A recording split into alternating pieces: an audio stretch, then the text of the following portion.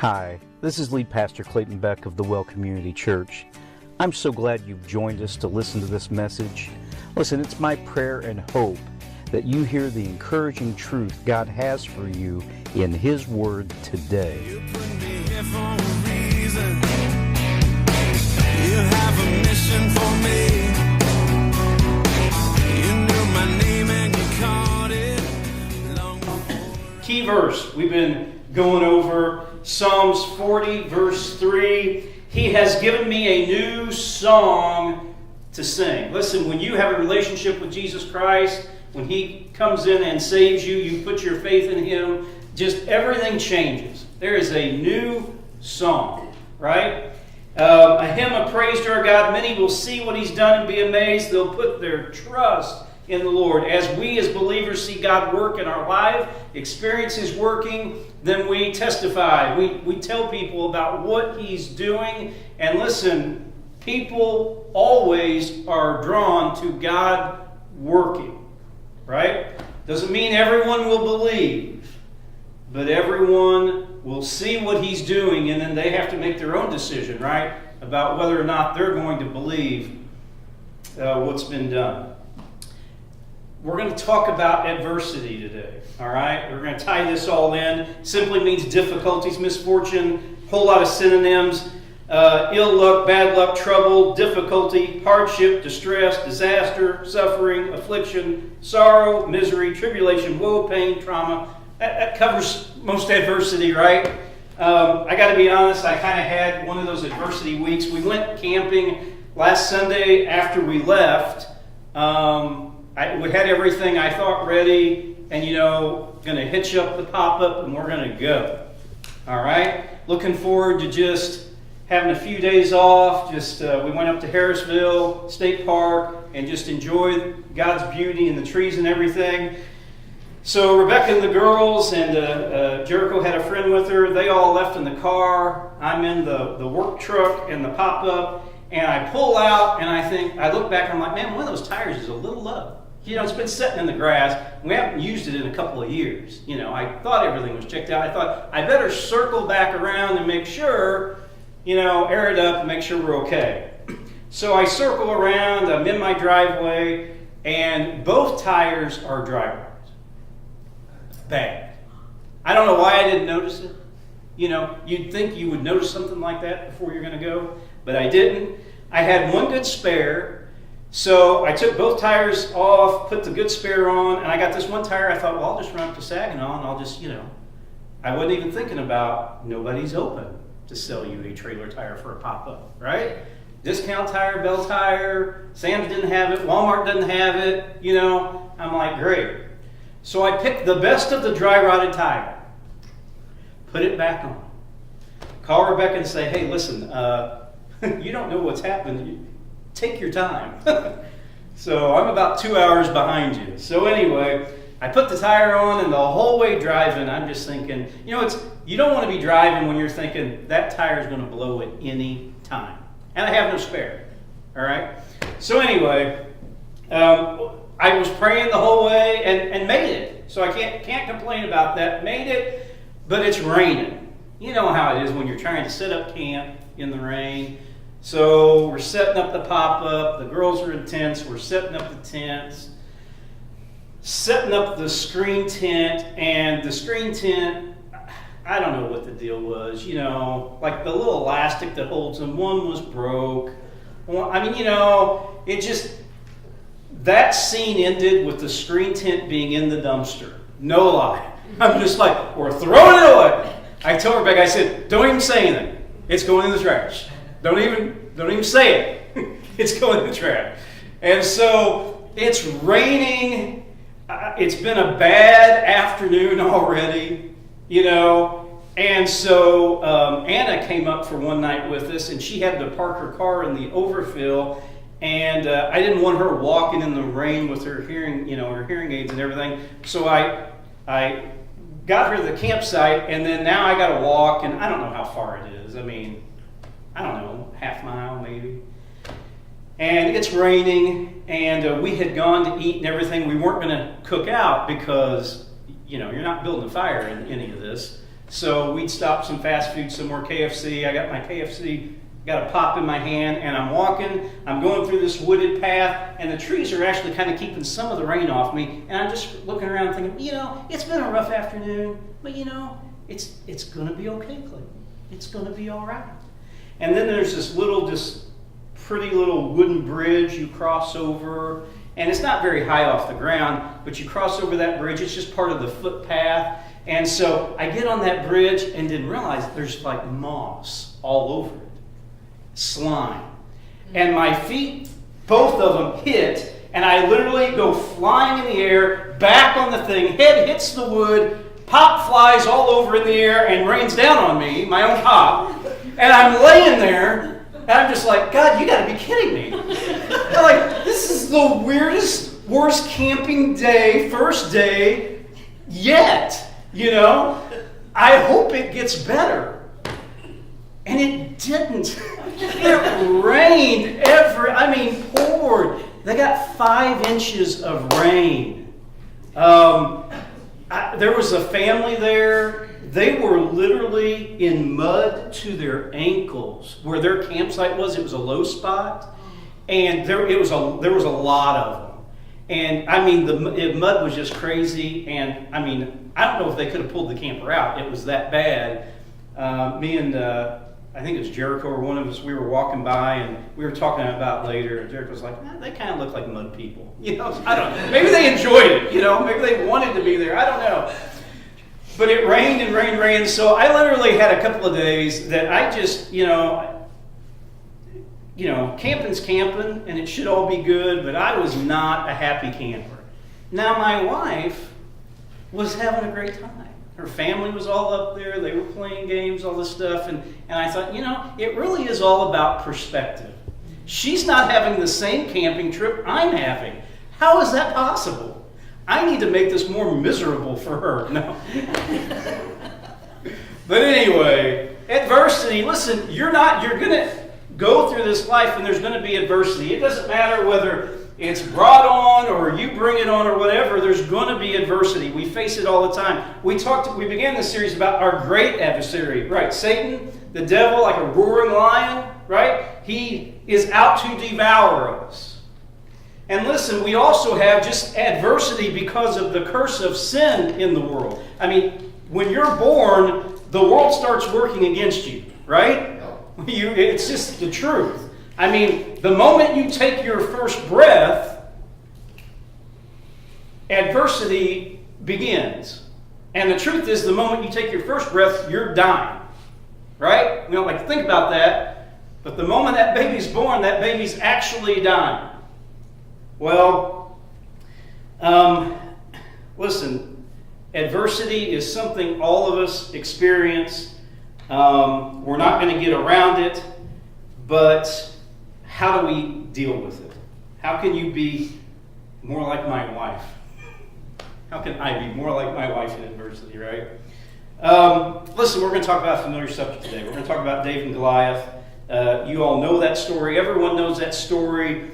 Whether you're a follower of Jesus or not, you know that story because you got a little guy who fought a great big guy and won, right? All odds against him, everything stacked against him, and yet he pulls out the win.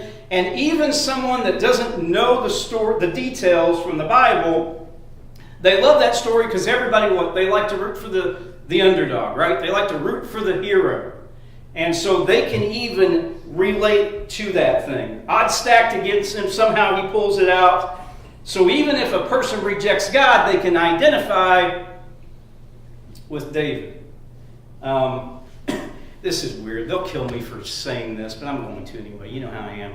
So we went out all last night, went to eat, and went to see that new Mission Impossible movie. Good movie, by the way. It's very long. But, at dinner, the girls get in this conversation about their favorite movie actors. And it starts, the whole top 3 list. And I'm not going to go through it all. But they would just pick a name and say, okay, who's your top 3? And of course my wife is rattling off all these hunky, beefy guys. I didn't hear my name in any of them. But it's funny, they got to the name David and they're like, okay, who's our top 3? Well, King David. Okay, There you go. He made the top 3, But anyway, listen, David's a perfect example of someone who experienced adversity and came out on top. I heard a pastor actually a couple weeks ago, a podcast I was listening to, and he was talking about, he just made a brief statement. His message wasn't even on David and Goliath, but he made a statement. He said, the situation with David and Goliath put David on the map when you think about it. I mean, without Goliath, there'd be no David. Because, again, the adversity. And I thought about that comment, and I was thinking about bullet points and stuff through this message, and I thought, okay, we're created for adversity. And I thought, no, that's not actually accurate. That's not accurate in Scripture. We're not created for adversity. We experience adversity, but we're created for victory. As a believer, you and I are created for victory. And what we're going to talk about today, I hope that it's proven, as God's Word shows you, that you become convinced that you, as a believer, are created for victory. That's what God wants for you. So we experience adversity, but again, created for victory. So when adversity comes in our life, because you and I are going to experience it as a follower of God, as someone who has a relationship through His Son, Jesus Christ, we can have victory through any adversity that we experience. All right, let me take you back. David and Goliath, got a picture here for you. This is the real deal. This is the Valley of Elah. This is where it happened. You got the Philistine army on one side. You can see there from the graphic. Israelites were on this side. In the middle is the Valley of Elah. There was a stream, a brook, or what they call a wadi, and sometimes it'd be filled, sometimes it'd be dry. We know from the story because David picked stones out of the stream that was nearby. There was some water there. So again, Philistine army on one side, Israelite army on another side. And, we've got Goliath, who's the champion. And what would happen is every morning and evening, the Philistine army would come out on their hill, and the Israelite army would come out on their hill. The Bible even tells us in this account that they'd be cheering, just this war cry as they're going on, and then Goliath would step out of the Philistines, and all the Israelites would shirk back. All right, now I got some object lessons here to kind of help with this, because you need to kind of visualize this. All right. So some of you didn't even know this was here. I got a stick over here, a pole. I had to even add on to it. So I want you to understand, this is Goliath. 9 feet, 6 inches. This is how tall Goliath was. There's a little bit of debate about how you transfer the cubits and do the math. He's either 9 foot 6 or 9 foot 9. This is 9 foot 6. All right? He's got a spear. He's got a javelin. He's got a sword. His armor that's draped over him just the armor weighs 125 pounds. Listen, that's got to be more than David probably weighed. David's probably 15, 16, 17 years old at this time. He's just a young boy, all right? Now, I'm pretty short. I'm 5'7". David's probably about my height. Probably. Maybe that's just me rooting for the underdog, something to relate to here. I don't know. But anyway, he's probably about my height, all right? The sword, the spear, just the head of the spear weighed 15 pounds. That's about the weight of a bowling ball. That's just can you imagine? And it says that it was as thick as a weaver's beam. It's about this thickness is how thick the spear would be, and then put a bowling ball on the top of it, but with a point. Can you imagine that coming at you? I mean, that's just crazy. Crazy. This guy was so intimidating, not just because of his size. I was gonna like draw Goliath's face, and I thought, how am I gonna do that? I mean, I was gonna like take like a plate, and then I thought, well, I'm not very good at drawing, so I'm like, do I do a smile? It's kind of like more like an emoji. So then I was going to make a mean face emoji, and I thought, well, that's, but this guy had to be He's intimidating. I mean, he steps up and they shirk back. He's got bronze leg armor. He's even got an armor bearer who's holding the shield, and more than likely the shield is as tall as David was. I mean, this guy, not only is he huge and fierce, but he's so protected, it's just ridiculous. He's got a bronze helmet, hat on, right? Again, this face, I was trying to think, what in the world, I don't know what Goliath looked like. I picture him as being ugly and hideous and something you just don't want to look at. I don't know for sure. So again, I'm not a very good drawer, so I tried to come up with just the most hideous thing I could come up with. And so I thought, what? Is there a problem for somebody? Oh, I know. You want jazz hands. That's what you want. So there you go. Doesn't he look hideous? He's horrible. You would be afraid of this. Some of you are laughing. All right. I'm done with that for now. There are going to be people that watch this on the YouTube channel, or the podcast would be like, what did he do? What did he do? Listen, this guy is crazy, and he just puts the fear in everybody. And you got the whole Israelite army. They, again, would shriek back in fear. The Bible's very plain about what happens. 40 days, he would come out every morning, come out every evening. And I don't have this part of the verses up here, but just listen. He would taunt the Israelite army, and he would say this: choose one man to come down here and fight me. If he kills me, then we'll be your slaves. But if I kill him, you'll be our slaves. I defy the armies of Israel today. Send me a man who will fight me. When Saul, that's the king, and the Israelites heard this, they were terrified and deeply shaken. And then one day, you know the story, a boy enters the scene. David's not there to fight his father. He was tending the sheep back home. His brothers, he's got 3 brothers that are up there with the Israelite army fighting with them. And the father, Jesse, says, hey, listen, take your brothers some food. They take some roasted grain, some loaves of bread, some cuts of cheese, and he says, go give these to your brothers, and then give them to the commander in charge as well. And so David's there, delivering food. And David overhears, while he's there, Goliath making these taunts.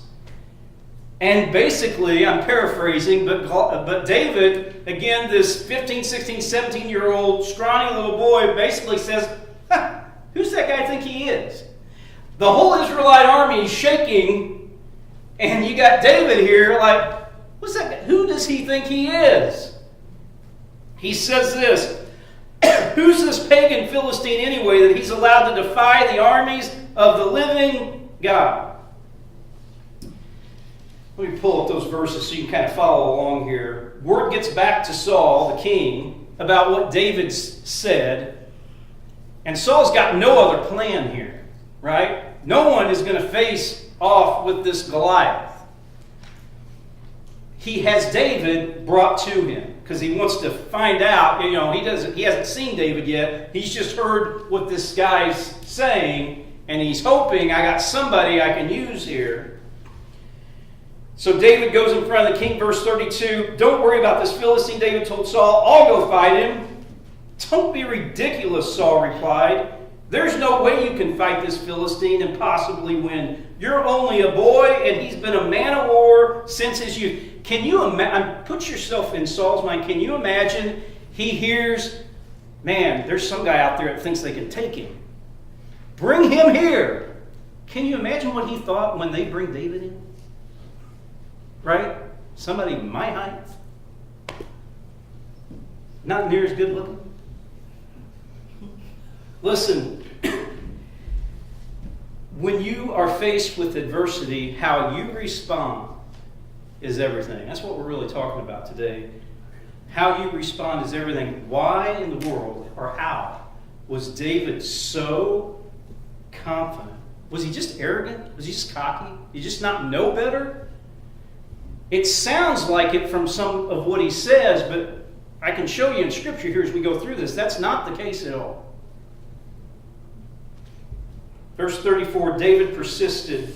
I've been taking care of my father's sheep and goats, he said. When a lion or bear comes to steal a lamb from the flock, I go after it with a club and rescue the lamb from its mouth. If the animal turns on me, I catch it by the jaw and club it to death.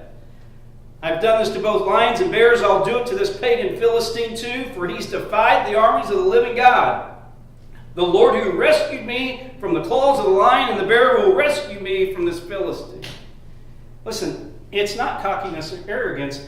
David had a confidence, a right confidence in his God. You have to understand that David's confidence is going to come from his faith, his belief. We'll get to that. But his confidence is in God, and it's in past experiences. It's like, okay, God, I have seen you work before. When the lion and the bear tried to take one of the sheep, I went over and fought him and won, and that happened because you rescued me from them. And just like that happened, you'll do it again.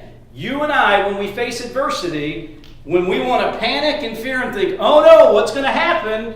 What's the first thing we do? Because again, it matters how you respond. You need to think back to when other times in your life when God has delivered you, rescued you from whatever adversity it was before.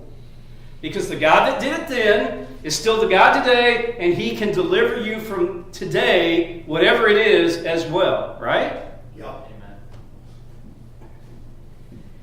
The Bible says, Psalms 34:19, the righteous person faces many troubles, but the Lord comes to rescue each time. Whether you want to admit it or not, there are times when you face adversity, and for whatever reason, whether you admit it out loud or not, or it's subconscious, you think for some reason God's going to sit it out. Why do you think that? Why do you think that? God doesn't set anything out. He says in His Word, and by the way, in Psalms 34:19 19 that I just read, that's David who wrote it, who's going through this adversity that we're talking about today. Each time He comes to my rescue. Verse 37, Saul finally consented. He's got no other option, right? Go ahead, he said, and may the Lord be with you. Then Saul gave David his own armor, a bronze helmet, coat of mail. David put it on, strapped a sword over it, took a step or two to see what it was like, for he'd never worn such things before. I can't go in these, he protested to Saul. I'm not used to them. So David took them off again. That had to be pretty comical. All of Saul's armor and everything on David. Listen, that's not who David was. That wasn't his talent, wasn't his skill, wasn't his gift. Listen, how about when adversity comes, you be you, right? You be the you God created you to be. You don't have to be somebody else. If God wanted you to be somebody else, He would have created you as somebody else. But He created you as you. All right? So you take what gift and talent He's given you, and listen, you use that for His glory. Verse 40, he picked up 5 smooth stones from a stream, put them in his shepherd's bag. Armed with his shepherd's staff and sling, he started across the valley to fight the Philistine. Not only did David have the right confidence, but we're going to see he's got the right faith. Verse 41, Goliath walked out toward David with his shield bearer ahead of him, sneering in contempt of this ruddy-faced boy. Am I a dog, he roared at David, that you come to me with a stick? We focus on the sling. I love this. I hadn't really thought about it much, but so Goliath sees David, and again he's thinking, "Come on, seriously, I am insulted that this is who you're bringing against me." I think he's seething that they would even attempt. Are you mocking me? Do you not think I am who I am? But we focused on the sling and the stones, obviously, because that's an important part of the whole text. But David had his staff, and he had the sling and the stones. It's interesting that Goliath is focused on the stick. Right? Isn't that what he says? He says, am I a dog? You come at me with a stick? I think it's just in there because he had no clue what was coming. Listen, the world has no clue what's coming when a believer just trusts God.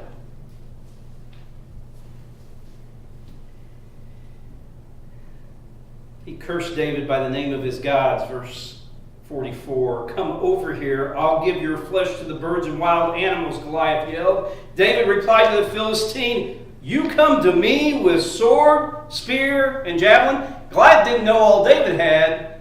David knew everything Goliath had. But I come to you in the name of the Lord of heaven's armies, the God of the armies of Israel, whom you've defied. Today the Lord will conquer you. I will kill you, cut off your head, and then I'll give the dead bodies of your men to the birds and wild animals, and the whole world will know that there is a God in Israel. Guess what? Right faith always equals right power from God. Always. Was David out there on his own? No. He was there fighting this in the name of the Lord. Confident in God, faith in God, and God alone.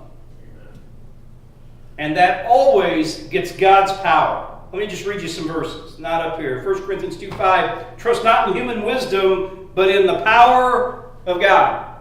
Human wisdom was, this kid ain't going to make it, right?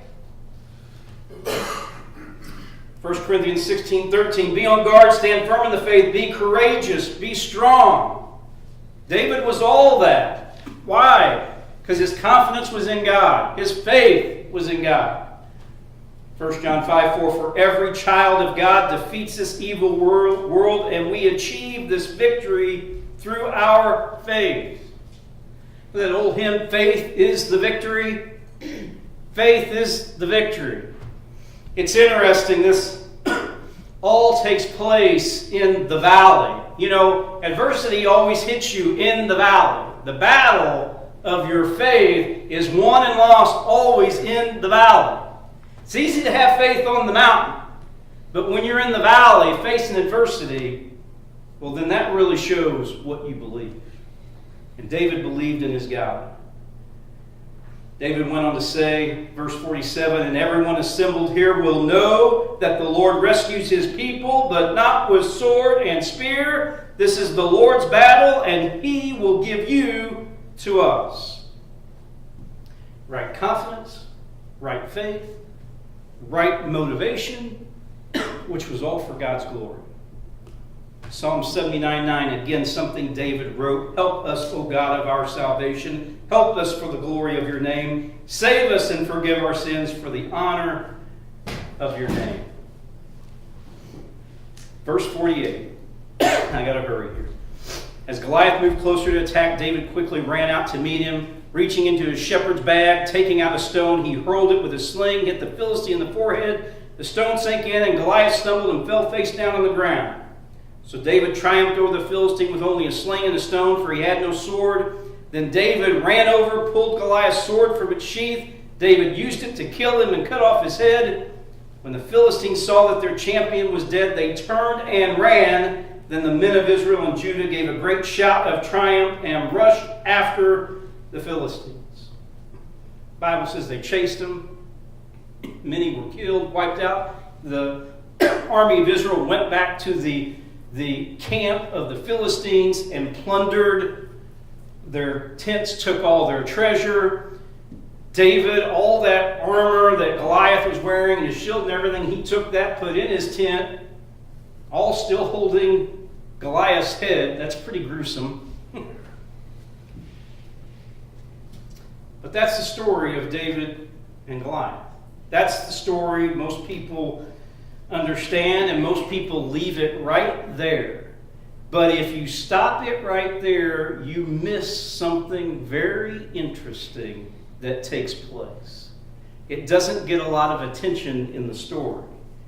I said at the beginning, we're not born for adversity, we're created for victory. We experience adversity, but again, we're created for victory. So let me show you a nugget of powerful truth. It gets to the very last verse. We're going to read till we get there, but something takes place in the last verse of 1 Samuel chapter 17 that for the first time I really saw it. I don't know why, and it just kind of blew me away. I don't know if it'll do it for you. I hope it does because it's pretty awesome.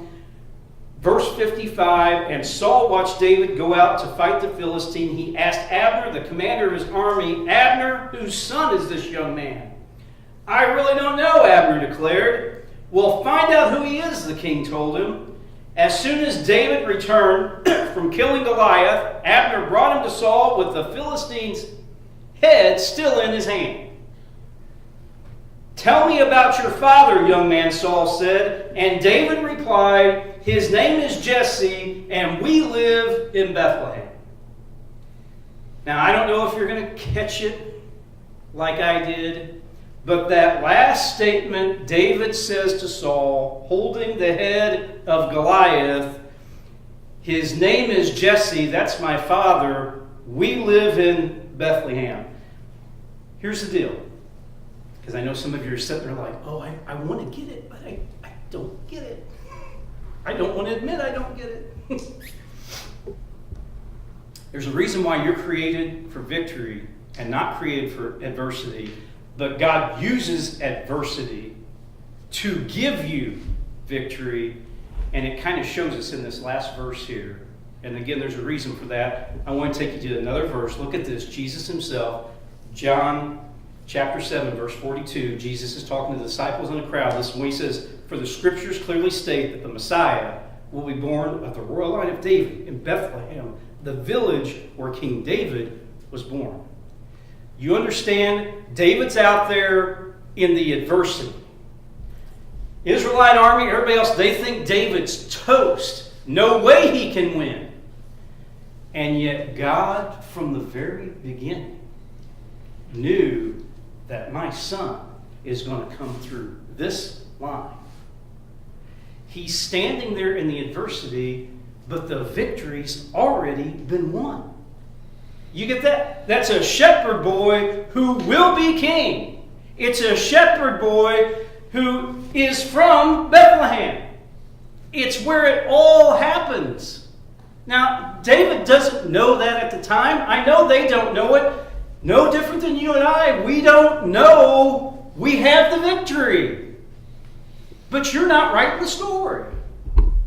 Guys, listen, adversity is going to happen.